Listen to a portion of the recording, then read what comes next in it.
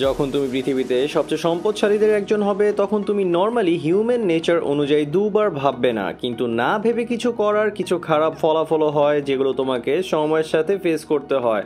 আর এই আর্কটাই ছিল আমাদের ফেভারিট ক্যারেক্টার আয়রন ম্যান অর্থাৎ টনি স্টার্কের, যার শুরু হয়েছিল একজন অ্যারোগ্যান্ট ওয়েপন ম্যানুফ্যাকচারার হিসেবে এবং তার এন্ড হয়েছিল মার্ভেল সিনেমাটিক ইউনিভার্সের সবচেয়ে মহান হিরো হিসেবে। আর এমনটা হয়েছিল শুধুমাত্র এজন্য যে টনি স্টার্ক কখনো তার ভুল থেকে পালিয়ে যায়নি, হোক সেই প্রবলেম তার নিজের তৈরি করা অথবা তার বাবার অথবা অন্য যে কারোর তৈরি করা। টনি স্টার্ক সবসময় দায়িত্ব নিয়ে ডিমন্সদের মুখোমুখি হয়েছে এবং এই ভিডিওটি সেই বিষয় নিয়ে একটি প্রমাণ যে কিভাবে টনি স্টার্ক সবচেয়ে অ্যাকাউন্টেবল হিরো ছিল। এবং এই অ্যাকাউন্টেবিলিটির একটি অন্ধকার দিক আমরা দেখতে পাবো আরেকটি চরিত্রের মাধ্যমে, যার সাথে আমরা দেখা করতে যাচ্ছি অ্যাভেঞ্জার্স ডুমসডেতে। মূল ভিডিওটি শুরু করার আগে অবশ্যই চ্যানেলটিকে সাবস্ক্রাইব করে সাপোর্ট করো এবং পাশে থাকা বেল আইকনটি ক্লিক করে নোটিফিকেশন অন করে দাও, যেন পরবর্তীতে এরকম আরও ইন্টারেস্টিং সব প্রুফ সবার আগে তুমি পেয়ে যাও। তাহলে আর দেরি না করে চলো শুরু করা যাক।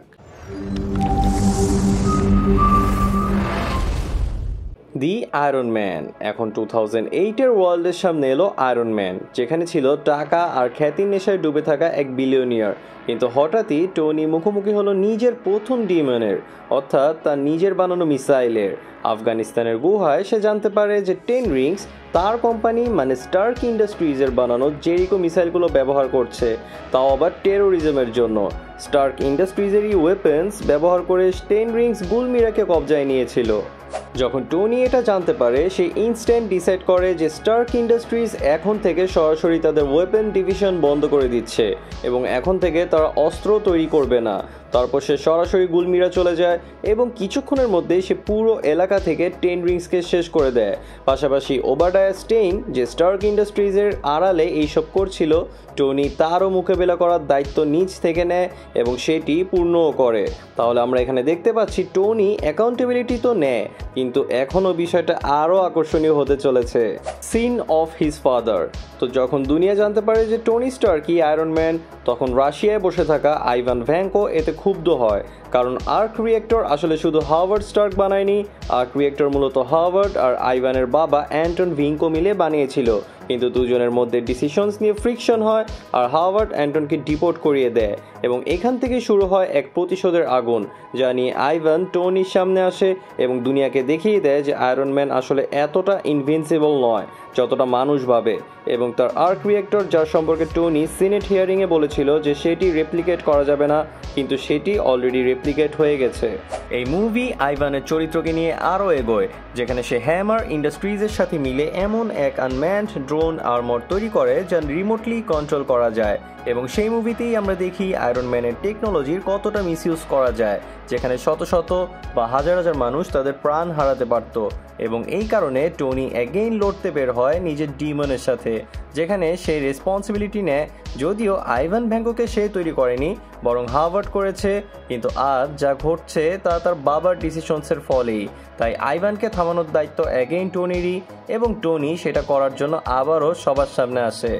ডিমন হি ক্রিয়েটেড। এখন আয়রন ম্যান 3 ছিল এমন একটি কাহিনী যা টনিকে এটি উপলব্ধি করায় যে সে সবসময় নিজের অ্যাকশনের কনসিকুয়েন্সেসের সাথেই লড়াই করে আসছে এবং অলড্রিচ কিলিয়ান ছিল সেই পরিণতির সবচেয়ে বড় মুখ। নিউ ইয়ার পার্টিতে অলড্রিচকে উপেক্ষা করা তাকে এমন এক আঘাত দিয়েছিল যা অলড্রিচ কখনো ভুলতে পারেনি এবং সেই পুরো ঘটনা টনির সামনে ফেটে পড়ে এক্সট্রিমিস নামে। অলড্রিচ কিলিয়ান টনির পার্সোনালিটিতে সেই শেষ প্যারেকটা ঠুকে দেয়, যার পর থেকে টনি নিজের জীবনে নিজের সকল অ্যাকশনস নিয়ে আরও বেশি সতর্ক হয়ে যায়, যেখানে এই ব্যাপারটা তার মনে গেঁথে যায় যে আমরা আমাদের ডিমন নিজেরাই তৈরি করি এবং আমাদের প্রতিটি অ্যাকশনের কোনো না কোনো ফর্মে এক কনসিকুয়েন্সেস বা পরিণতি জন্ম নেয়। দেরিতে হোক বা শিগগিরই আমাদের তার মুখোমুখি হতেই হবে।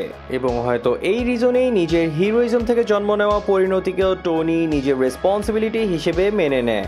যেমন সিভিল ওয়ারের সব হিরোজদের মধ্যে টনি প্রথম সেই বান্দা ছিল যে প্রথম হাত তোলে যে সে সোকোভিয়া অ্যাকর্ডসকে সাপোর্ট করছে। এবং টনির পার্সোনালিটির এই অ্যাকাউন্টেবিলিটি অ্যাসপেক্টের সবচেয়ে বড় প্রুফ আমরা 4টা অ্যাভেঞ্জার্স মুভিতেই দেখতে পাই।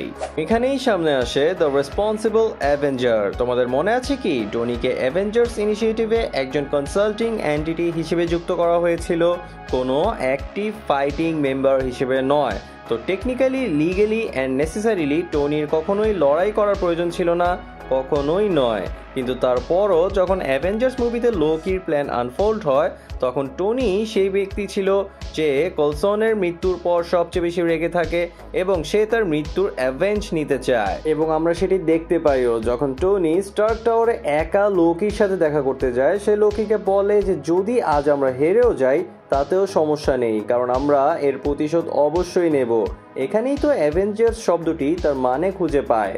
যদিও টনি বাধ্য ছিল না একজন হিরোর মতো লড়তে, কিন্তু যেহেতু সে জানতো যে অ্যাভেঞ্জার্স তৈরি হয়েছিল আর্থকে প্রোটেক্ট করার জন্য এবং এই সময় আর্থ বিপদে আছে, তো একজন অ্যাভেঞ্জার হওয়ার কারণে সে পৃথিবীর জন্য লড়াইয়ের দায়িত্ব নেয়। সে লড়াই করেও এবং শেষে একটি নিউক্লিয়ার মিসাইল আউটার স্পেসে নিয়ে গিয়ে সেই দায়িত্ব পূর্ণ করে। টনি একমাত্র ব্যক্তি ছিল যে এটি রিয়েলাইজ করেছিল যে নিউ ইয়র্ক অ্যাটাক কেবল শুরু, কারণ আউটার স্পেসে এমন সব শক্তি আছে যার সামনে পৃথিবীর অ্যাভেঞ্জার্স কিছুই নয়। এবং নিউ ইয়র্কের লড়াই জেতাকে টনি কেবল ফ্লিক অফ ডেস্টিনি হিসেবে মনে করেছিল, কিন্তু সে সব কিছু ভাগ্যের উপর ছেড়ে দিতে পারতো না, কারণ তার সবচেয়ে বড় ভয়ই ছিল এই প্রশ্ন যে ফিউচারে যদি তারা হেরে যায়। অ্যাভেঞ্জার্স এইজ অফ আল্ট্রনে যখন ওয়ান্ডা টনির মাইন্ড কন্ট্রোল নেয়, টনির সবচেয়ে বড় ভয়কে ওয়ান্ডা ভিজুয়ালি দেখায়, যেখানে ক্যাপ্টেনও তাকে বলে যে তুমি পারতে টনি, কিন্তু কেন করনি। তখনই টনি ডিসাইড করে যে আর্থের জন্য সে একটি ফেইল সেফ মেকানিজম তৈরি করবে, যাতে ভবিষ্যতে যদি অ্যাভেঞ্জার্স হেরেও যায় তাহলে কেউ না কেউ থাকবে যে আর্থকে প্রোটেক্ট করবে। এবং ভুলক্রমে টনির তৈরি পরবর্তী দানব বা ডিমন অর্থাৎ আল্ট্রন প্রোগ্রামও টনির এই অ্যাকাউন্টেবিলিটির টেন্ডেন্সির ফল। অন্যদিকে অ্যাভেঞ্জার্স ইনফিনিটি ওয়ারে টনি যা কিছু করেছিল তা একবারের জন্য মনে হয় যে সে কেবল একজন অ্যাভেঞ্জার হওয়ার কারণে করছে, কিন্তু মনে করে দেখো টনি সবসময় জানতো যে থ্যানোসই হলো এন্ড গেম। টনি হয়তো জানতো না যে তার জীবনে যত প্ল্যানেটারি থ্রেটস সে ফেস করছে সবই ছিল থ্যানোসের কারণে, কিন্তু টনি এতটুকু জানতো যে যেই হোক না কেন একদিন তাকে তার মুখোমুখি হতেই হবে। এবং টনি চায়নি যে এই এন্ড গেম পৃথিবীতে আসুক, এই কারণেই সে ডক্টর স্ট্রেঞ্জকে বলে যে তাদেরই থ্যানোসের সাথে লড়াই করতে যাওয়া উচিত। যদিও তারা এই লড়াই হেরে যায়, কিন্তু টনি বেঁচে যায়, যেখানে এন্ড গেমে টনির কাছে প্রায় সবই ছিল, তার প্রিয় ওয়াইফ, তার ছোট কিউট মেয়ে, তার লাইফ তেমনই ছিল যেমনটা সে সবসময় চাইতো। কিন্তু একই সাথে সে জানতো যে টাইটানের লড়াই হারা এবং তারপর হাফ পপুলেশনের এই দুনিয়ার অবস্থা থেকে সে পালাতে পারবে না। যদিও টনির কাছে প্রতিটি রিজন ছিল যাতে সে হিরোগিরি থেকে দূরে থাকতে পারে, তবুও সে ক্যাপ্টেন আমেরিকা, অ্যান্টম্যান আর বাকিদের প্রথমে না বলার পরও টাইম মেশিন তৈরি করে, এন্ডে ইনফিনিটি স্টোন ব্যবহার করে নিজেকে স্যাক্রিফাইস করে এবং সব কিছু ঠিক করে দিয়ে চলে যায়। তাহলে এই সবের উপসংহারটা কি? এখন তোমরা দেখতে পাচ্ছ যে টনি স্টার্ক সবসময় সেই মানুষ ছিল যে সবসময় অ্যাকাউন্টেবিলিটি নিয়েছে, সেটা তার নিজের কাজের পরিণতি হোক অথবা সে যে কোনোভাবে যে কোনো ধরনের ইভেন্টের সাথে কানেক্টেড হোক, কিন্তু টনি যেখানেই থেকেছে সে কখনোই দায়িত্ব থেকে পিছু হটেনি। এবং এই সবের মধ্যে তোমরা কি একটা ব্যাপার লক্ষ্য করেছো? যদিও টনি সবসময় নিজের দানবের মুখোমুখি হয়েছে, কিন্তু এই টেন্ডেন্সির একটি ড্রব্যাকও রয়েছে, সেটা হলো টনি সব কিছু ঠিক করার দায়িত্ব সবসময় নিজের উপরেই নিয়েছে। তার বিশ্বাস ছিল যে সেই সব কিছু ঠিক করতে পারবে এবং শুধুমাত্র সেই সেটা করতে পারবে। আচ্ছা, টনি স্টার্কের কথা বাদ, অন্য কোনো চরিত্রের কথা মনে পড়ছে কি এই হ্যাবিটিউড সম্পর্কে শুনে? হ্যাঁ বন্ধুরা, ডক্টর ডুম আসলে এই প্রবণতারই প্রতিফলন, যেখানে সে সবসময় মনে করে যে তার তরিকাই সবচেয়ে বেস্ট এবং সেই সব কিছু রিসলভ করতে পারবে। টনি স্টার্ক আর ডক্টর ডুমের মধ্যে একটাই ছোট পার্থক্য আছে, টনি প্রবলেমসের দায়িত্ব নেয়, প্রয়োজনে এতে নিজেকে স্যাক্রিফাইস করতেও ব্যাক স্টেপ করে না, আর অপরদিকে ডুম দায়িত্ব নেয় রাজত্ব করে। যদি টনি ভাবে যে আমার ভুল হয়েছে আর আমাকে সেটা ঠিক করতে হবে, আর অপরদিকে ডুম ভাবে আমার ভুল হয়েছে আর সেটা শুধু আমিই ঠিক করতে পারি সবাইকে নিজের দাস বানিয়ে। এই দুই ভাবনার উৎস একই রকম হলেও পার্থক্যটা খুবই সূক্ষ্ম। একজন এটাকে নিজের দায়িত্ব মনে করে, আরেকজন ভাবে সমস্যা যেখান থেকেই আসুক সমাধান একমাত্র তার উপরেই নির্ভরশীল।